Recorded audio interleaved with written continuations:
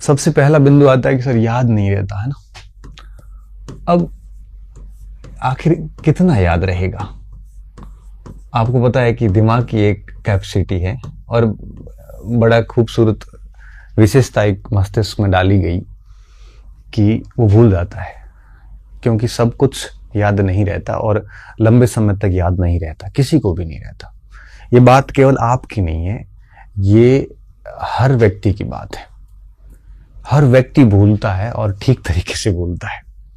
किसी को बहुत याद नहीं रहता, इंस्टेंट पढ़ा हुआ होता है तो याद रहता है। अब कई बार क्या होता है, जैसे अपना जो कोर्स है हिस्ट्री पॉइंट का, वहाँ पे कई बार बच्चे मुझे मैसेज बॉक्स में कोई डाउट पूछते हैं तो मैं खुद भूल जाता हूँ, मैंने पता नहीं क्या पढ़ा है। तब मैं उस बच्चे को वापस मैसेज भेजता हूँ कि आप मेरा लिखवाया वो मुझे भेजिए, फिर आपका भेजिए, तब मैं आपका स्पष्टीकरण दे पाऊंगा। ऐसा क्यों कहता हूँ? क्योंकि मैं भी भूल गया हूँ, 5-6 महीने पहले की क्लास ली हुई है। तो हर व्यक्ति भूलता है। आप ये सामान्य समस्या है और ये सब जगह रहती है, क्योंकि स्मृतियां जो हैं, स्मृति क्षमता सीमित है और विस्मृत होने की एक विशेषता है जो होती रहेगी। आप कितना भी पढ़ लो, आप भूलोगे, ये तय बात है। और ये सबके साथ है। अब ये मत सोचना कि केवल आपके साथ है। अब बिंदु ये आता है कि इस स्थिति से निकलें कैसे। हालांकि ये स्थिति गलत नहीं है, क्योंकि सबके साथ है तो फिर सब बराबर हो गए, ठीक है। अब निकले कैसे, इससे निकलने की जरूरत ही नहीं है। मैं तो सिर्फ एक कहता हूं स्टूडेंट को कि अगर आप रिवीजन करते हैं ना, अगर किसी सामग्री को बार बार पढ़ते हैं, 1 बार 2 बार 3 बार 4 बार, जितनी बार पढ़ते हैं उतनी बार आपको कुछ कुछ एक्स्ट्रा याद होता जाता है। जैसे मान लो कि आप रूस की क्रांति पढ़ ली। अब रूस की क्रांति में आपने जैसे 1905 की क्रांति पढ़ी, तो पहली बार पढ़ोगे तो आपको सिर्फ यही याद रहेगा कि 1905 की क्रांति, फादर गोपेन, ब्लडी संडे, है ना, और ड्यूमा का गठन किया, जार निकोलस था, ये सब छोटे मोटे मोटे पॉइंट याद हो जाएंगे। जब आप उसको दूसरी बार पढ़ोगे तब उसमें थोड़ा सा एडवांस याद होगा कि क्रांति के कारण क्या थे, फिर क्रांति के अंतर्गत विंटर पैलेस की तरफ यात्रा की गई, पेट्रोग्राड का क्या महत्व था, निकोलस ने कौन कौन से सुधार किए, क्रांति रुकी कैसे, अक्टूबर मैनिफेस्टो क्या है, ये सब पता चलेगा। फिर आप जब तीसरी बार रिवीजन करेंगे तब आपको थोड़ा सा और डेप्थ में पता चलेगा कि अक्टूबर मैनिफेस्टो में क्या क्या डिमांड्स थी, कॉन्स्टिट्यूशन कैसे लगा, ड्यूमा का गठन किया गया, ड्यूमा निम्न सदन था, उच्च सदन क्या था, स्टेट काउंसिल था, सेनेट होती थी, राजा को परामर्श देती थी। ये तीसरी बार जब आप कर रहे होंगे तब पता चलेगा। जब आप चौथी बार पढ़ेंगे उसी बिंदु को वापस, जब आपका चौथा राउंड आएगा, जब भी रूस की क्रांति पे, तब आपको पता चलेगा कि ड्यूमा थी, ड्यूमा के 4 सेशन हुए, उन 4 सेशन में क्या कुछ था, ये सब बातें पता चलेगी ड्यूमा के बारे में। फिर उसमें पहले 2 में कैडेट बहुमत में थे, तीसरे और चौथे में अक्टूबरिस्ट बहुमत में थे। मतलब ये सारी बातें आपको चौथे 5वें रिवीजन में पता चलती है और आपको समझ में आती है। तो इसलिए कहते हैं कि ये जितना अधिक होगा उतना नया नया आप सीखते जाओगे और वो चीजें आपके मस्तिष्क में बैठती जाएगी। याद ऐसे होता है, अगर आप 1 बार 2 बार 3 बार पढ़ने के बाद अगर आप दावा करेंगे कि मुझे याद क्यों नहीं हुआ, तो आप गलत दावा कर रहे हैं। क्यों? क्योंकि याद करने के लिए, मैं ऐसा मानता हूं, एक सामान्य जो एक स्टूडेंट है, सामान्य अभ्यर्थी है, कम से कम 6-7 बार जब रिवीजन करता है तब उसको 70-80% याद हो जाता है। और इससे अधिक वैसे ही कुछ याद होता नहीं है। 70% याद हो जाता है फिर वो, लेकिन उसका सब्जेक्ट के प्रति कंसेप्ट ऐसे अच्छे विकसित हो जाते हैं, उसकी टॉपिक के प्रति क्लैरिटी इतनी अच्छी हो जाती है कि वो ऑप्शन देके एलिमिनेट करने की ताकत बढ़ती जाती है। अब जो 6ठी-7वीं बार भी आपको 100% याद नहीं होगा। याद फिर भी आपको, मैं जनरली कहता हूं, 1 बार में 10%, 2 बार में 20%, 3 बार में 30%, जनरली ऐसा मैं कहता हूं कि इतना याद होता है।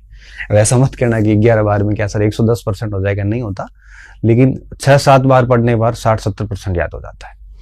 आप अगर ये प्रयास करोगे कि 100% याद करना है तो कभी होगा ही नहीं 100%, कभी नहीं होगा, क्योंकि 100% की लिमिट ही नहीं है। हमने जितने रूस की क्रांति पढ़ी उससे कहीं अधिक है वो, इसलिए 100% का प्रयास करें ही नहीं। हाँ, बस बार बार पढ़ते जाएं। 60-70% अगर याद हो गया तो 30% आपका लॉजिक काम करने शुरू कर जाते हैं। क्योंकि एक मुद्दे पर 60-70% तक अगर आपकी क्लैरिटी है ना, तब आप प्रश्न देखने के बाद विकल्प को आराम से एलिमिनेट करके और आप उत्तर निकाल सकते हैं, है ना। क्योंकि जैसे मैंने कहा ना, जिस विषय वस्तु के बारे में आपको 60-70% अगर जानकारी है, तो 30-40% आप अपने विवेक का यूज कर सकते हैं। अगर इसके बारे में जानकारी आपको 10-15% है, तब विवेक यूज नहीं हो पाएगा, तब आप गैस नहीं कर पाओगे, तब आप 3 ऑप्शन गलत नहीं कर पाओगे, ये नहीं हो सकता, ये नहीं हो सकता। इसलिए कहते हैं कि अगर 6-7 बार मिनिमम कोई रिवीजन कर लेता है बच्चा, तो उसको 60-70% तक याद हो जाता है, और फिर 20-30% वो आराम से अपने लॉजिक का, अपने गैस का, अपने कंसेप्ट का, अपने विवेक दिमाग का यूज करके एलिमिनेट करके आराम से आंसर निकाल लेता है। हाँ ठीक है, कोई ऐसा प्रश्न हो जो बिल्कुल फैक्ट और गहरा फैक्ट हो और पढ़ा हुआ ही नहीं हो, तब गैस नहीं लगेगा, लेकिन कंसेप्ट वाले प्रश्न बड़े आराम से कर लेते हैं। आपको पता है कि एग्जाम में कंसेप्ट और फैक्ट दोनों का मिला जुला पेपर आता है। 100 में से 30-40 प्रश्न कंसेप्ट बेस्ड आते हैं, वो रिवीजन से ही सही होते हैं, और 50-60 प्रश्न फैक्ट बेस्ड होते हैं।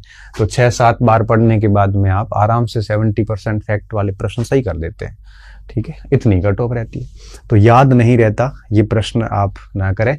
आपको क्या करना है, आपको सिर्फ और सिर्फ रिवीजन करना है, और 6-7 बार रिवीजन कम से कम करिए, और 100% की कोशिश ना करें।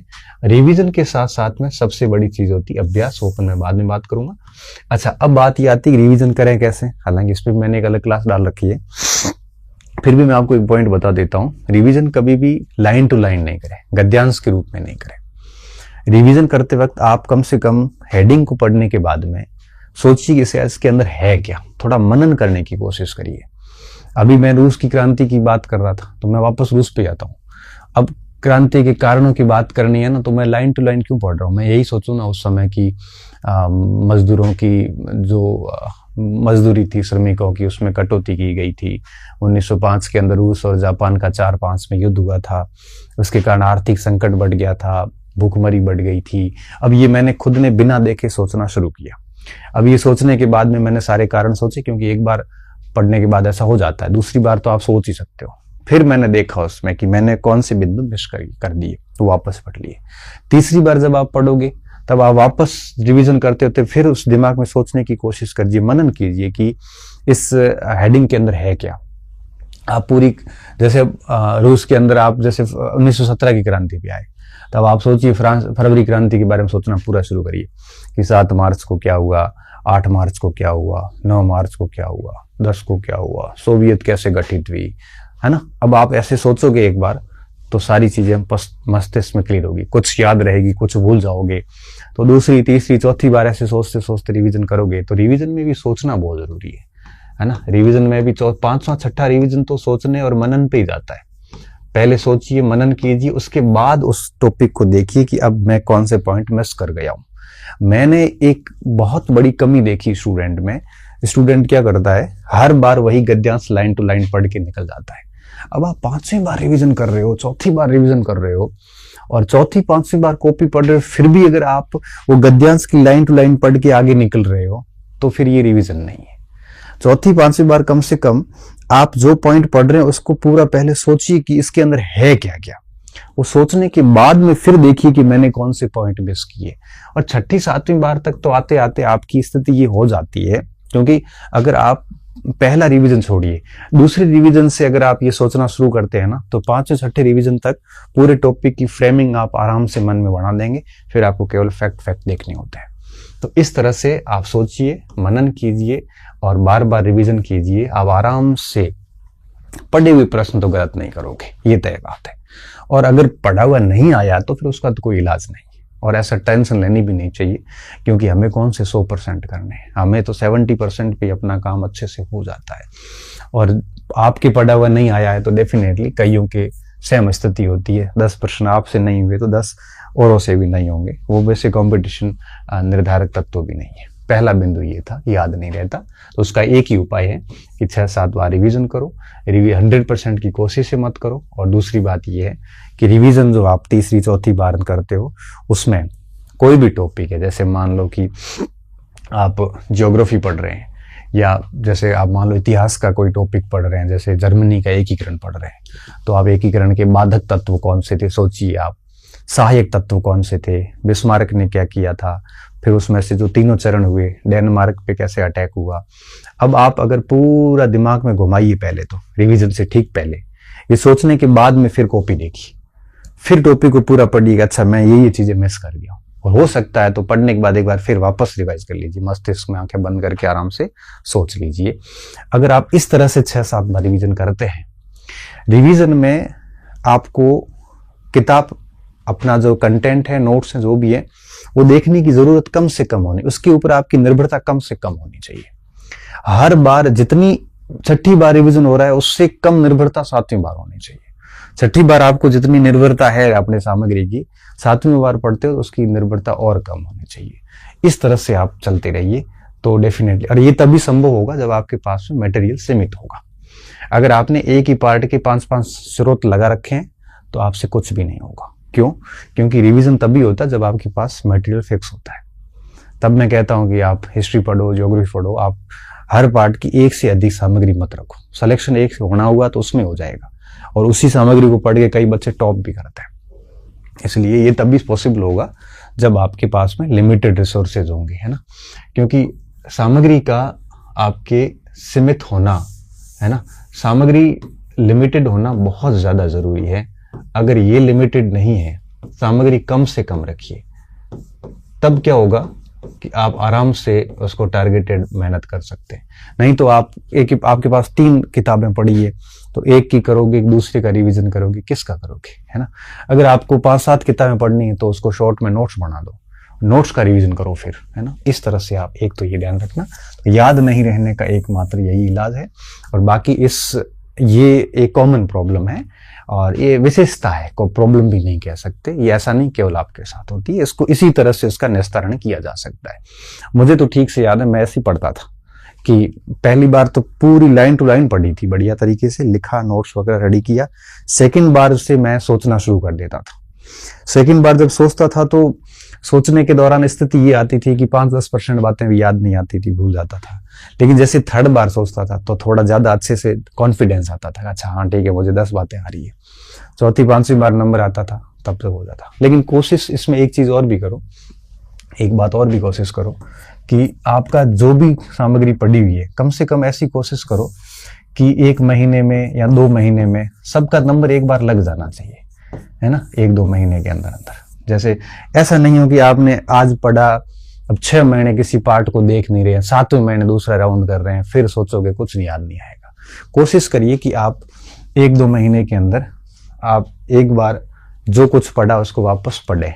मतलब ये है कि ऐसा सिस्टम सेट करें कि आप हर 2 महीने के अंदर एक बार आप उन चीजों से गुजरो जो आपने पहले पढ़ रखी है। मतलब ये है कि जिसको आज पढ़ा है, कोशिश करें कि 1-1.5 महीने के भीतर उसका नंबर वापस एक बार आ जाए। तो रिवीजन के अंदर, सामग्री के अंदर आपको 30-40 दिन से अधिक का गैप नहीं देना है, ठीक है। जैसे मान लो 1 महीना जो पढ़ा बढ़िया तरीके से, तो अगले सप्ताह आप ऐसा टाइम टेबल सेट करो कि स्टार्टिंग में जो पढ़ा उसको वापस 2 दिन देख ले एक बार। तो ये गैप 40-50 दिन से अधिक का नहीं होना चाहिए, है ना। इस तरह से रिवीजन करें। दूसरा आता है कि सर आत्मविश्वास नहीं बनता, कॉन्फिडेंस नहीं आता। देखिए आत्मविश्वास जो है ये सीधा जुड़ा हुआ है किस बिंदु से, इस बिंदु से। कैसे? मान लो कि अगर आपके पास में आपको याद नहीं हो रहा है, आपने दिमाग में उठा दिया, याद नहीं हो रहा है, ठीक है, रिवीजन नहीं हो रहा है, सामग्री आपके पास बहुत अधिक है, अस्त व्यस्त हो रखे हैं, कोई क्लियर गोल नहीं, कोई क्लियर प्लानिंग नहीं है, तो फिर कॉन्फिडेंस नहीं आएगा। यह एक ऐसा कंसेप्ट है या एक ऐसी विशेषता है जिसको आप खरीद नहीं सकते। ये अंदर से अपने आप बिल्ड होती है, मेरे कहने से भी नहीं होगी। आप 1000 लोगों के मोटिवेशन सुन लो, कॉन्फिडेंस नहीं आएगा। आप कितनी बाहरी दिखावटी पढ़ाई कर लो, कॉन्फिडेंस नहीं आएगा। पढ़ते हुए दिख रहे हैं लेकिन पढ़ नहीं रहे हैं, कॉन्फिडेंस नहीं आएगा। कॉन्फिडेंस कब आता है? ये कॉन्फिडेंस तभी आता है जब आप अंदर से मजबूत फील करते हैं, कॉन्फिडेंस तभी आता है। बाकी ये कृत्रिमता से कॉन्फिडेंस नहीं आता, नेचुरल होता है कॉन्फिडेंस एकदम से। ये तभी आता है जब आप अंदर से बहुत मजबूत फील कर रहे हो। मजबूती का आत्मविश्वास से सीधा संबंध है, ठीक है ना। मान लो कि एक स्पोर्ट्समैन खेल रहा है, अब स्पोर्ट्समैन खेल रहा है ना, वो अंदर से बहुत फिट फील कर रहा है, तब उसका कॉन्फिडेंस होता है कि मैं मेडल लेके आऊंगा। अगर स्पोर्ट्समैन के अंदर मजबूती नहीं है, कहीं न कहीं कमजोरी है, तो कहीं न कहीं कॉन्फिडेंस लैक कर जाएगा, ठीक है। अब बात ये आती है कि मजबूत कब होता है। ये मजबूत तभी होता है जब आपने पाठ्यक्रम को ठीक ढंग से पढ़ रखा है ना। अब अगर आपने पाठ्यक्रम को बहुत बढ़िया तरीके से ऐसे 6-7 बार पढ़ रखा है, तो कॉन्फिडेंस अपने आप आता है। ये दोनों चीजें एक दूसरे से गजब तरीके से जुड़ी हुई होती हैं। अब पाठ्यक्रम को ठीक ढंग से पढ़ने के बाद आपने उसका बढ़िया से रिवीजन कर लिया, और एक चीज जो हम मिस कर रहे हैं वो है अभ्यास। अभ्यास कर लिया। अगर आपने ये 3 चीजें करनी शुरू कर दी और 4-5 महीने अगर ये बिंदु रहे, तो कॉन्फिडेंस अपने आप आता है। आपको मैं बता रहा हूं कि आप जैसा मैंने आज का ऐसा 2-3 महीने करके देखिए, कॉन्फिडेंस अपने आप छलकेगा, आपके चेहरे पे चमक आनी शुरू हो जाती है, अंदर से लगने लग जाता है कि हाँ अब मैं कर लूंगा। 10 बार फेल हुआ व्यक्ति भी अगर बढ़िया तरीके से तैयारी, अपनी कमियों को दूर करके काम शुरू करता है, तो उस व्यक्ति को भी 2-2.5 महीने के अंदर अंदर कॉन्फिडेंस आ जाता है, और फिर वो उसके साथ कॉन्फिडेंस के साथ लग जाता है। अब देखो, पाठ्यक्रम पढ़ लिया, उसका ये इस तरह से 5-6 बार रिवीजन कर लिया, और अब आप बात आती अभ्यास की। अभ्यास के लिए प्रीवियस ईयर्स क्वेश्चन सबसे बढ़िया ऑप्शन होता है, इससे बढ़िया कुछ भी नहीं है। ये लेके आइए आप। फिर जैसे मान लो कि मैं रूस की क्रांति की बात कर रहा हूं, उसी का उदाहरण आगे देता हूं। अब आपने जब पहली बार रूस की क्रांति पढ़ी, पहली बार जैसे आपने मेरे नोट से पढ़ ली या फिर आपने किताब से पढ़ ली, पढ़ने के बाद आप क्या करो, रूस की क्रांति से रिलेटेड जो भी प्रश्न है, आजकल मार्केट में सारी किताबें ऐसी आ गई है जिसमें टॉपिक वार प्रश्न लिए हुए, मैंने भी वो जारी कर रखी है, सबने कर रखी है। अब आप क्या करो, रूस की क्रांति के अंदर जो भी 70-80 सवाल पहले हुए पूछे हुए, वो भी अभ्यास वाले भी सारे सोल्यूशन कर लो। मुझे पता है कि उस समय आपको 20 प्रश्न भी नहीं आएंगे, क्योंकि पहली बार पढ़ा है। सवाल सोल्व कर लिए, सोल्व करने के बाद में आपने जो टॉपिक लिखा है, पहले तो टॉपिक पूरा लिख लीजिए, लिख नहीं रहे तो कोई बात नहीं, पढ़ लीजिए, पहले पूरा पढ़ लिया, फिर सवाल देख लो। सवाल देखने के बाद इंस्टेंट उसी समय वापस टॉपिक पढ़ लो एक बार। इससे क्या होगा, इससे आपको उन क्षेत्रों का आइडिया होगा जहां जहां से सवाल बनता है। दूसरा, आपको प्रश्नों की प्रकृति समझ में आएगी कि किस जगह से कैसा प्रश्न बनता है। मुझे अच्छे से याद है कि कुछ गद्यांश आते थे पहले, कि गद्यांश देख के उत्तर करो, ऐसा प्रश्न आपने देखा होगा, अनसीन पैसेज आते थे। तो उसमें 2 टाइप के स्टूडेंट होते थे। स्टूडेंट क्या करते थे, पहले गद्यांश पढ़ते थे, फिर प्रश्न सॉल्यूशन करते थे। तो प्रश्न सॉल्यूशन होता नहीं था उससे। आज भी आईएएस प्री में सी सेट में आता ही है। मैं क्या करता था, मैं पहले प्रश्न पढ़ता था, उसके बाद गद्यांश पढ़ना, ताकि अपने आप पता चल जाता था। तो इसमें मुझे फिर दिक्कत आनी शुरू हुई। तब मैंने क्या किया, पहले गद्यांश पढ़ा, फिर प्रश्न पढ़े, फिर वापस गद्यांश पढ़ा, तब आराम से प्रश्नों के उत्तर निकल गए, क्योंकि मुझे पता चल गया कि इस क्षेत्र से ऐसे ऐसे प्रश्न आते हैं। देखो, अगर आप निबंध की तरह पढ़ रहे हैं अपने कोर्स को, और अगर आप अभ्यास नहीं कर रहे हैं, प्रीवियस ईयर्स क्वेश्चन नहीं निकाल रहे हैं, तो दिक्कत क्या आएगी, दिक्कत ये आएगी आपको आइडिया भी नहीं होगा कि इसका सवाल आता कैसे है। प्रश्नों की प्रकृति को समझने के लिए और किस बिंदु से, किस अध्याय से, किस चैप्टर से कैसे प्रश्न बनते हैं, उसके लिए इसका अभ्यास करना बहुत जरूरी है। अच्छा, अब आपने पहली बार में प्रश्न देख लिए, पहले टॉपिक तैयार किया, फिर प्रश्न देखे, फिर वापस एक बार देख लिया, फिर 15-20 दिन बाद उस टॉपिक का वापस नंबर आया, तब आप किसी दूसरी किताब से फिर अभ्यास, ऐसे नोट्स तो है ही अपना, उसको पढ़ लिया, फिर किसी दूसरी किताब से पुराने प्रश्न वगैरह जो भी फिर मिलाए। तब देखना, पहले अगर आपने 10 सवाल किए थे तो फिर 20 सही करोगे, और आपको पता चलता जाएगा कि किस टॉपिक में क्या क्या चीजें महत्वपूर्ण है। अच्छा, और जैसे जैसे अधिक प्रश्न सही होंगे, वैसे वैसे आपका अंदर से मजबूती फील होती है कि हाँ, अब मेरा चीजें ठीक चल रही है। और जब मजबूती फील होगी तो ये अपने आप आएगा। ये कोई ऐसा नहीं है कि ये आ जाता है, लेकिन ये 2-3 महीने बढ़िया अच्छे से पाठ्यक्रम, रिवीजन, अभ्यास इस शैली से चलते हैं, तो डेफिनेटली आत्मविश्वास आ जाता है। बाकी ये मोटिवेशन सुनने से, प्लानिंग करने से, टाइम टेबल बनाने से ये नहीं आता। आप यूट्यूब की वीडियो देखने से, चैटिंग करने से, मोटी मोटी बातें करने से, अपने डेकोरम बढ़ाने के लिए झूठ बोलने से, पढ़ाई के दिखावे करने से, शो ऑफ करने से, पढ़ नहीं रहा है, पढ़ाई करने का ढोंग करने से कॉन्फिडेंस नहीं आएगा। ये परीक्षा के गेट तक रहेगा, अंदर से बहुत कमजोरी फील होती है। और जिस दिन सब्जेक्ट बहुत मजबूत होता है ना, उस दिन व्यक्ति छलकता नहीं है, बहुत गहराई वाला व्यक्ति होता है और बहुत आराम से अपना काम करके आ जाता है। इसलिए इसके लिए आपको सीरियस प्रिपरेशन करनी पड़ती है, तब जाके आपको कॉन्फिडेंस आ जाता है। तीसरा प्रश्न रहता है, सर टेस्ट सीरीज में नंबर है वो कम आ रहे हैं। ये प्रश्न था पीछे कुछ बच्चों का। तो देखो कोई दिक्कत नहीं, टेस्ट सीरीज आप मार्क्स के लिए नहीं दे, अंकों के लिए मत दो, आप रैंक के लिए मत दो। टेस्ट सीरीज आपको सिर्फ इसलिए देनी है कि पढ़ा हुआ है तो थोड़ा अभ्यास कर लें बस। रैंक कम आ रही है कोई बात नहीं, नंबर कम आ रहे हैं कोई बात नहीं, आप थोड़ा उसको हर बार 2 4 5 नंबर बढ़ाने की कोशिश करें, नहीं है तो भी कोई बात नहीं। क्यों? क्योंकि टेस्ट सीरीज कई बार टेस्ट सीरीज बनाने वाले लोगों की योग्यता और उनका पैटर्न और आरपीएससी का पैटर्न अलग होता है। कई बार वो उलूल जुलूल फैक्ट यूं ही पूछ लेते हैं जिसका कोई संबंध नहीं होता। अब लेनिन की माँ का नाम पूछेंगे तो हम भी गलत करके ही आएंगे। आपको डाउट हो जाएगा कि यार मुझे रूस की क्रांति आती नहीं है, जबकि लेनिन की माँ का नाम कौन परीक्षक पूछता है। उसकी जगह ये पूछ लेते हैं कि लेनिन ने अप्रैल थीसिस 1917 में किस पेपर में पब्लिश की, तो मैं उत्तर दे दूंगा प्रावदा में की। मैं कहूंगा कि कब की, 17 अप्रैल को की, मैं कह दूंगा। लेकिन अगर आप ये पूछेंगे कि लेनिन की माँ का नाम क्या था, लेनिन को कब निष्कासित किया गया, अब टेस्ट सीरीज में आरपीएससी में यहाँ फर्क आ जाता है। टेस्ट सीरीज ये भी पूछ लेता है माँ बाप के नाम वगैरह, ऐसे प्रश्न जिसका कंपटीशन जगत से कोई संबंध नहीं है, इसलिए हमारा कई बार स्कोर कम हो जाता है। लेकिन अगर आप आरपीएससी के इन पुराने पेपर्स वगैरह देखोगे ना, तो आपको लगेगा कि यार ऐसे फालतू प्रश्न नहीं पूछते। क्यों? क्योंकि किसी भी विषय की सीमा नहीं होती है, हर विषय अनंत है। अगर आप ऐसे इमर्जिंग अच्छे फैक्ट याद कर कितने सारे कर लोगे, सीमा क्या है इसकी। आरजी भंडारकर पे प्रश्न बना रहे हैं, अगर उसका मुख्य प्रश्न है 2 4 बढ़िया बढ़िया प्रश्न तो हो जाएंगे। अब भंडारकर के बारे में अगर अंदर से आके उसके जीवन से पूछोगे तो नहीं हो पाएगा। तो टेस्ट सीरीज में कई बार नंबर कम आने का कारण ये होता है कि टेस्ट सीरीज बनाने वाले जो लोग हैं वो पेपर भी ऐसा ही बनाते हैं कि ताकि इसके नंबर कम आए, उलूल जुलूल फैक्ट लगा देते हैं।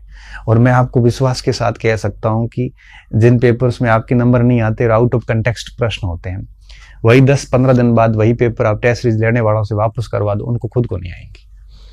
तो कई बार आरपीएससी पैटर्न को टेस्ट सीरीज संचालक टच नहीं कर पाते। आरपीएससी का एक पैटर्न रहता है जिसमें 40-50% सवाल सरल होते हैं, 10-20% ठीक होते हैं, 10-1% बहुत टफ होते हैं, 50-60% कंसेप्ट, 40-50% कंसेप्चुअल होते हैं, कुछ फैक्चुअल होते हैं, एक ठीक सा मिश्रण होता है। और सभी चैप्टर होते हैं, हर चैप्टर से 1-1, 2-2 प्रश्न लिए जाते हैं। ये आरपीएससी का पैटर्न है। अभी कोचिंग संचालकों के द्वारा जो टेस्ट ही चलाई जाती है वो टॉपिक टेस्ट होते हैं। अब एक टॉपिक से ही 100 प्रश्न बनाने हैं तो फिर ये ऐसे सारे उलूल जुलूल सवाल बढ़ेंगी, इसलिए फिर नंबर कम आ जाते हैं। फिर ये लोग सारे 100 कठिन बनाने की कोशिश करते हैं, कंसेप्चुअल बनते नहीं है तो 100 के 100 फैक्चुअल बनाने की कोशिश करते हैं। तो आरपीएससी का पैटर्न और इनके पैटर्न में रात दिन का फर्क आता है, इसलिए इनके स्कोर को दिल पे ना लें। बस ये है कि अपना काम ईमानदारी से करते जाओ, बस अपना जो वर्क है वो हार्ड तरीके से करते जाओ।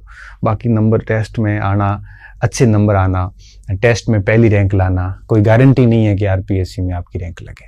मैंने यहाँ के टॉपर्स को फेल होते हुए भी देखा आरपीएससी में, यहाँ पीछे रहने वालों को भी मैंने टॉप करते हुए देखा है, तो कोई फर्क नहीं पड़ता। हाँ बस ठीक है, आप अपना पढ़िए और टेस्ट देके आ जाइए, जितने नंबर आए एक्सेप्ट है। हाँ ये है कि देखते रहिए कि पढ़े हुए प्रश्न गलत ना हो। अगर पढ़ा हुआ गलत हुआ तो घर आके देख लो कि भाई हाँ यार ये प्रश्न मैंने पढ़ा था, गलत कैसे हो गया। इन चीजों को सुधारिए आप। बाकी ऐसे उलूल जुलूल सवाल हैं वगैरह, इनके कारण आप डिप्रेशन नहीं ले।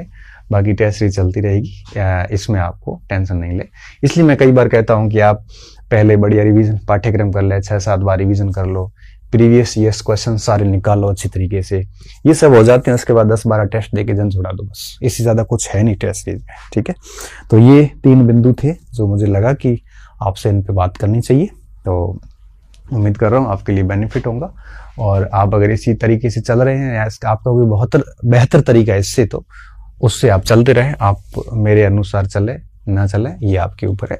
आपको ठीक लगे तो कर लीजिए, इन बातों को अनुसरण कर लीजिए। ठीक नहीं लगता है तो आप अपनी पद्धति से चलते रहें, कोई बाध्यता वाली बात नहीं है। आगे किसी और इसी तरह से आपके प्रश्नों पर 10-15 दिन बाद में एक आधा छोटा सा वीडियो और बना देंगे। ठीक है, बहुत बहुत धन्यवाद विद्यार्थियों। अच्छे रहिए, मस्त रहिए और खूब सारा ईमानदारी से पढ़ते रहिए, ईमानदारी से पढ़ते रहिए।